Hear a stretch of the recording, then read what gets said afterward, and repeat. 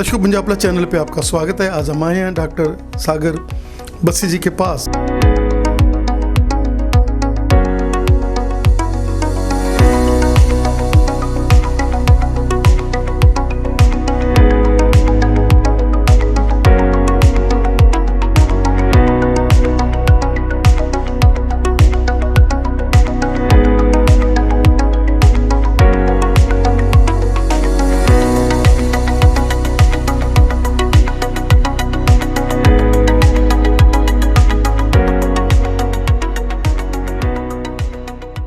दर्शकों, Punjab plus channel पे आपका स्वागत है। आज हम आए हैं डॉक्टर सागर बस्सी जी के पास, जो पिछले लंबे समय से एज ए एंडोलॉजिस्ट यूरोलॉजिस्ट अपनी सेवाएं दे रहे हैं। और सबसे बड़ी बात है कि इनके पास वो टेक्निकें हैं जो आज के इरा में एक इनफर्टाइल को और उन लोगों को जो परेशान है अपनी मर्दाना ताकत से, उनके लिए ये एक वरदान बन के आए हैं।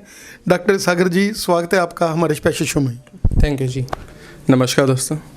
डॉक्टर साहब, क्या कहना चाहेंगे कि आज का जो सिनेरियो है, जिसमें पहले समय होता था कि लोग फीमेल्स को ही हर जगह मानते थे कि ये लोग रिस्पॉन्सिबल हैं इनफर्टिलिटी के लिए, लेकिन आज का सिनेरियो जिसमें मेल अब इस बात को एक्सेप्ट भी करने लगे हैं, ऑनलाइन मीडिया और चीज़ें, ज़माना बदल गया है। क्या कहना चाहेंगे कि मेल इनफर्टिलिटी आजकल बहुत बढ़ रही है, क्या कहना चाहेंगे? देखो, आजकल का जो हमारा लाइफस्टाइल हो चुका है, जो हमारा रहन सहन हो चुका है, उसमें मेल इनफर्टिलिटी की प्रॉब्लम फीमेल इनफर्टिलिटी के बराबर हो चुकी है। हम आज तक जो हमारा संसार था, हमारा जो एनवायरनमेंट है, वो यही कहते हैं कि अगर कोई बच्चा नहीं हो रहा है तो औरत में कोई प्रॉब्लम है, लेकिन ऐसा नहीं है। अगर हम रिसर्च करें तो ये रेशो 50-50% की निकलेगी। ऑलमोस्ट 50% केसेस में जो इनफर्टिलिटी कहते हैं, मेल में प्रॉब्लम होती है। और इसका सबसे बड़ा कारण जो होता है वो हमारी लाइफस्टाइल। आजकल जो स्मोकिंग इतनी बढ़ चुकी है, फास्ट फूड इतना बढ़ चुका है, जो डाइट इतनी आउटसाइड डाइट लेने लग गए हैं, सब हेल्दी डाइट छोड़ के, एक्सरसाइज छोड़ के एक सेडेंटरी लाइफस्टाइल हो चुकी है। वो सारी चीज़ें जो हैं मेल इनफर्टिलिटी को बढ़ाती है। वेट बढ़ना, एक्सरसाइज नहीं करना, ये सारी चीज़ें जो है मेल इनफर्टिलिटी को बहुत ज़्यादा बढ़ा रही है और जो बहुत बढ़ के आ रही है। और सबसे बड़ी जो प्रॉब्लम हमारे सोसाइटी में है वो ये है कि मेल आगे नहीं आते हैं। एक मेल ईगो जो होती है वो बहुत बड़ी चीज़ है जो लोगों को आगे आने से रोकती है। तो आज हम इसलिए बैठे हैं ताकि हम इस मेल ईगो को साइड पे रख के बात कर सकें, लोगों को अपनी प्रॉब्लम के लिए आगे आने को लिए प्रभावित कर सके और उनको मोटिवेट कर सके कि अगर उनमें प्रॉब्लम है तो वो एक प्रिवेसी अपनी मेंटेन रखते हुए, अपनी सीक्रेसी मेंटेन रखते हुए आगे आए और अपनी प्रॉब्लम का हल करा सके। डॉक्टर साहब, क्या कहना चाहेंगे कि आजकल के लोग जो सेक्स के लिए पहले तो अफीम और नशा खाते हैं थोड़ा थोड़ा, और नशा खाकर फिर वो उसके आदी हो जाते हैं, और नशा जब छोड़ते हैं तो उनको फिर वो बिल्कुल ही ढीले पड़ जाते हैं।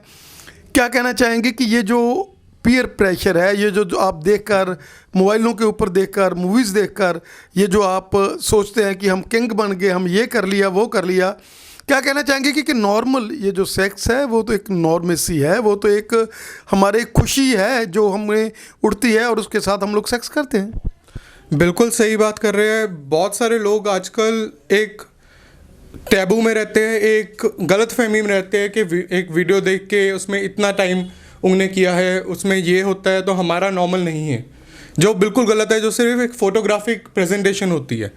लेकिन जो एक्चुअल में अगर वो देखे तो नॉर्मल स्पैन जो सेक्स का होता है, बहुत लोगों को प्रॉब्लम नहीं होती, बस साइकोलॉजिकली उनको इफेक्ट ये वीडियोस देख के, एक पीयर प्रेशर देख के, एक अपने दोस्तों की बातें सुन के कि मैं तो इतना सेक्स में स्ट्रांग हूँ, मैं ये हूँ, ये पीयर प्रेशर में आके बहुत सारे लोग इस चीज़ को फील करते हैं कि हम नॉर्मल नहीं है, जबकि वो बहुत सारे लोग नॉर्मल होते हैं। वो कैसे उनको पता चलेगा कि वो नॉर्मल है?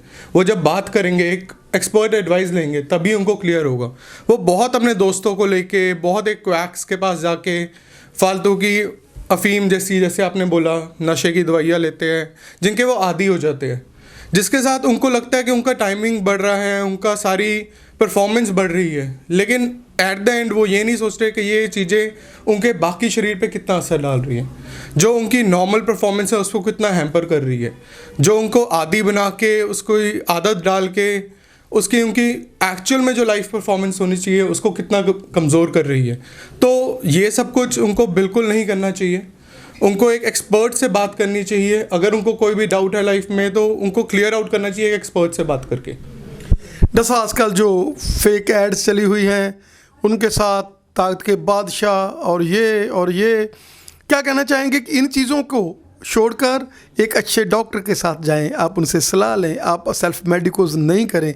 ऐसा नहीं है कि आपने जो ऐड देख लिया आपने कहा कि हो डोले दिखा दिए और दिखा दिया कि मैं सारी रात भर हम लोग खुश रहे, ये है वो है। आजकल ऑनलाइन मीडिया का ज़माना है और लोग उससे इन चीज़ों में आ जाते हैं, पैसे बहुत बहुत खर्चते हैं और जब इन चीज़ों का इफेक्ट एंटी इफेक्ट हो जाता है फिर वो लास्ट में देखते हैं कि यार क्या करें। फिर अगर वो एंड्रोलॉजिस्ट को यूज़ करते हैं, उनके पास आते हैं, उनकी सलाह लेते हैं तो कई बार लेट हो जाते हैं। वो क्या कहना चाहेंगे कि अगर आपको कोई भी सेक्स की प्रॉब्लम है तो आप एक एक्सपर्ट के साथ जाकर डिस्कस करें। नाइट डिस्चार्ज की हम बात कर लें, हम लोग मैस्टरबेशन की बात कर लें, वो भी हम टॉपिक साथ साथ में लेंगे। इसके बारे में रासो क्या कहना चाहिए? इसके बारे में मैं यही कहना चाहूँगा कि जो भी फिल्मों में जो भी मीडिया में दिखाते हैं, कई बार जो एडवर्टीजमेंट दिखाते हैं वो अपने सिर्फ प्रोडक्ट को प्रमोट करने के लिए दिखा रहे हैं। वो आपको एक्चुअल में नहीं बता रहे उस प्रोडक्ट के अंदर क्या है, वो उसके साइड इफ़ेक्ट्स क्या है, उसके इफ़ेक्ट्स क्या है। अगर वो कोई फ़ायदा ऐसा दे रही है दवाई आपको तो उसके नुकसान भी होंगे ही होंगे। हर एक दवाई के पॉजिटिव इफ़ेक्ट्स और नेगेटिव इफ़ेक्ट्स हमेशा होते हैं जो आपको कभी भी कोई जो मीडिया में आपको दिखाए जा रहे हैं, जो टीवी पे आपको एडवर्टीजमेंट देके दिखा रहे हैं, आपको कभी भी वो नहीं बता रहे हैं कि साइड इफ़ेक्ट्स क्या है।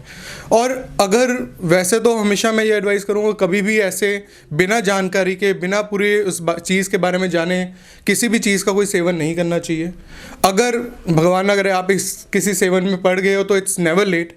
कभी भी कोई देरी नहीं हुई, कभी भी ऐसा नहीं है कि टाइम हाथ से निकल गया है।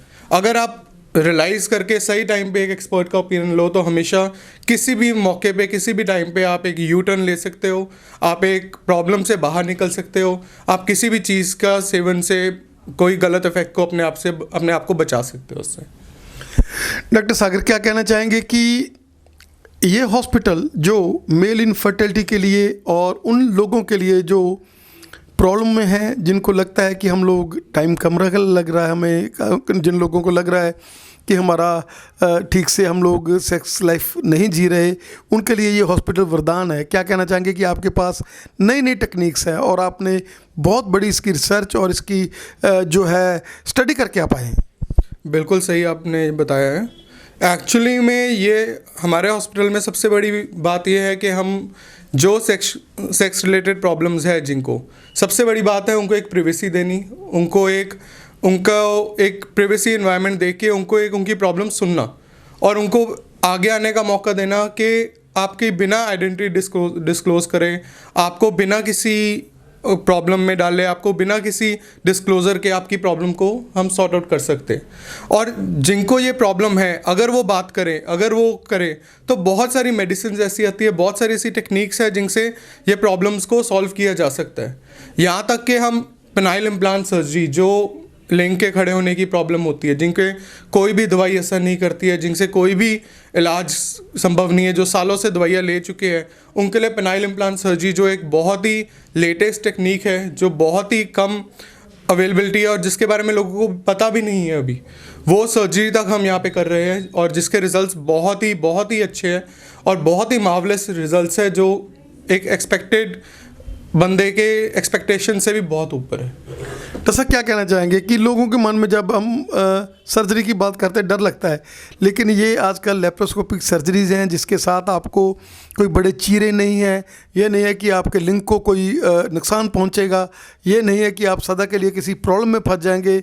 ये एक ऐसी टेक्निक है जिसके साथ ये एक रिजल्ट ओरिएंटेड टेक्निक है और बहुत लोग इससे फ़ायदा ले चुके हैं। जी हाँ, ऑन एवरेज एक साल में कम से कम 50-60 ऑपरेशन इस टेक्निक से किए जाते हैं, इस टेक्निक के कर चुके हैं हम और इसके रिजल्ट्स बहुत अच्छे हैं। इट्स ऑलमोस्ट कारलेस सर्जरी होती है, एक ही दिन में मरीज डिस्चार्ज कर दिया जाता है।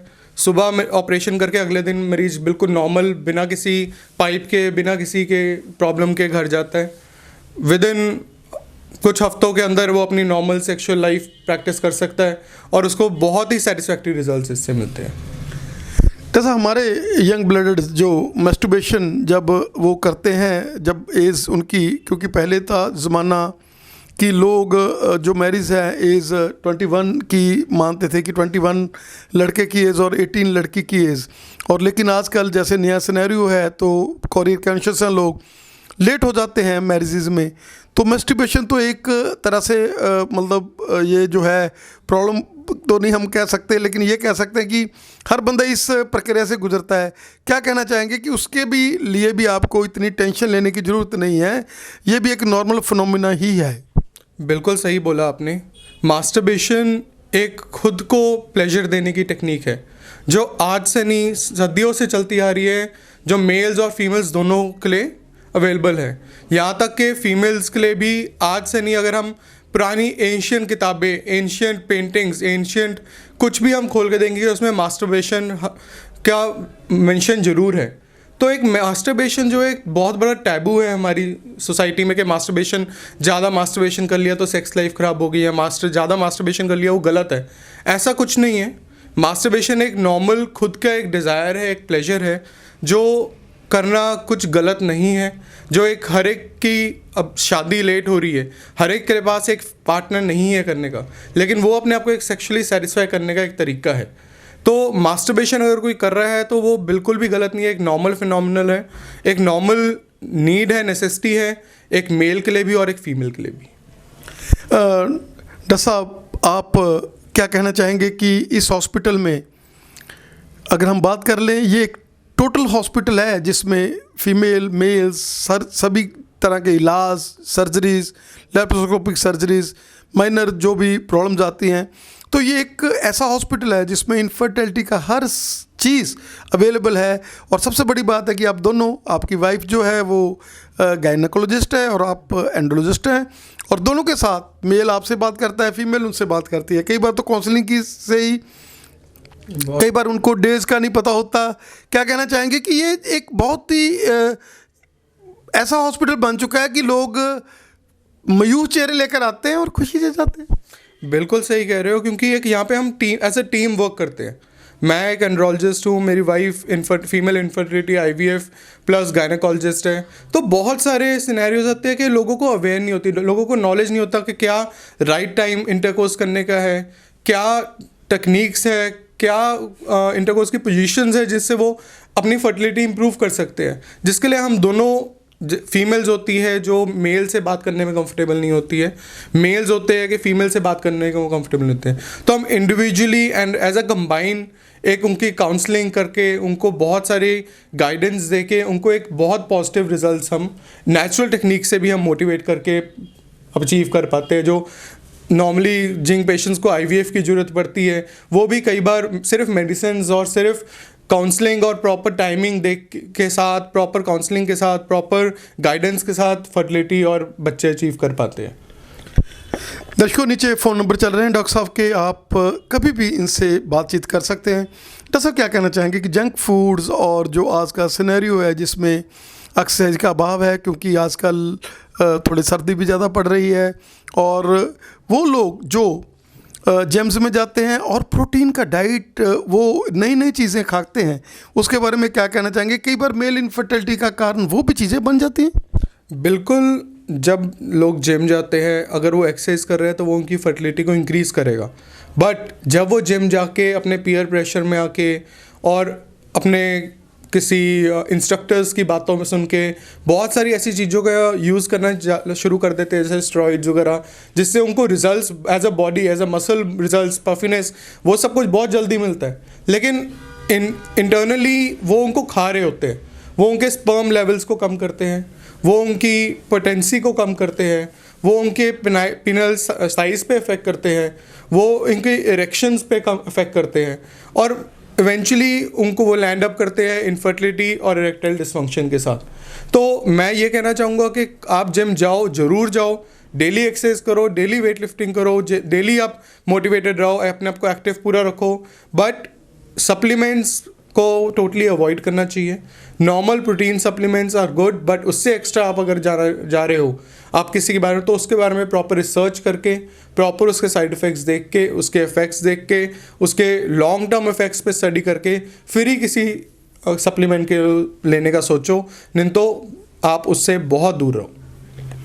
डॉक्टर साहब ने हमें कीमती समय दिया और दर्शकों हम लोग बने रहेंगे डॉक्टर सागर जी, जो कि एक नई बूम लेकर आए हैं। पंजाब में, हरियाणा में, हिमाचल में बैठे हुए, ये लुधियाना में है, लेकिन हमने देखा शिमला के पेशेंट, हमने देखा हिमाचल के पेशेंट, हमने देखा हरियाणा के पेशेंट, राजस्थान के, दूर दूर तक चेन इनकी बन गई है, क्योंकि एक बंदे को ठीक करते हैं 10 बंदे वो आगे से आगे चेन बना रहे हैं। डॉक्टर साहब का हमें समय देने के लिए बहुत बहुत धन्यवाद। बहुत बहुत शुक्रिया आपका यहाँ आने के लिए, और बहुत बहुत शुक्रिया सारे दर्शकों के लिए, आपने वक्त दिया और हमें सुनने का मौका, हमें बोलने का, आपको इन्फॉर्मेशन शेयर करने का मौका दिया है। Thank you.